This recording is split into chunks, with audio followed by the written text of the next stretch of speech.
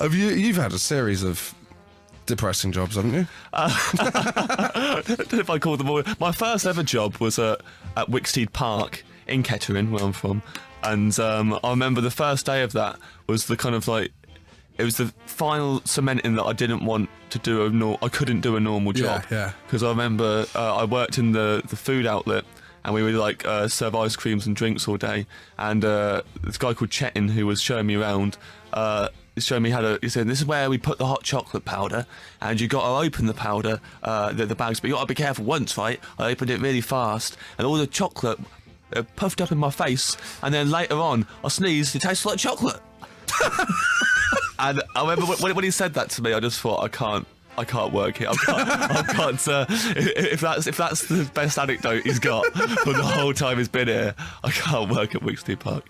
No. Oh well, I'm glad. The problem is I made you a hot chocolate earlier. Yeah. And I told you the exact same anecdote. Yeah. Well, I do awkward. just a lot of my stories has changed the name Josh to. Worst work colleague, you say? Well, let me start here. I've worked in a lot of kitchens. I used to teach kids the drums.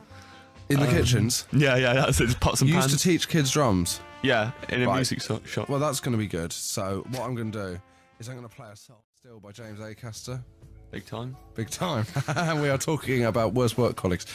Specifically, we are talking about your period as a drum teacher to children. You see, my colleagues, no colleagues there really. Just No teaching colleagues. drums. It was the students, none of which ever practiced the drums. I didn't think that was necessary. No.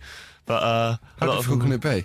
Well, that was kind of the thinking behind it, I think, for a lot of them. But their excuses for not practicing. One kid, who was also called James, he was about 7, and his excuse for not practicing would get more elaborate every week as to why he wasn't doing it. But not elaborate as in, like, fantastic, but really bored. Once he just went, thing is, this week, I've really been getting into writing down car number plates. So that's been taken God, up. he really was like you, wasn't It was just like, I was like, well, fair play, mate. We've all been there. Chip off the old We've all caught the bug. I know what it's like. Write it down. Oh, well, so he was your favourite? Yeah, he would go around writing down. So he'd been going around just writing them down all week, like he was some sort of. Let's cut to the chase. What's the worst work colleague you've ever had? Oh well, no, well. To give you an idea, listeners, James just looked at the clock. As if to go, settle down. I mean, it's a bit quite bad. I mean, by the way, on my last day, I'd worked there for 3.5 years. Also, there was a girl who's her last day of work. She's a waitress. She'd been working there for 6 months, and she left in the afternoon. Her shift finished at 3, and she left with an arm. She had to have people help her carry her presents and cards out of the door. She had like a massive card that played a song when you opened it, and all day she kept on opening it and laughing, and they were all helping her lift all her presents into the car. Then at the end of my shift, which was in the evening, everyone just said, "See you later, mate." Shook my hand. I was fair enough.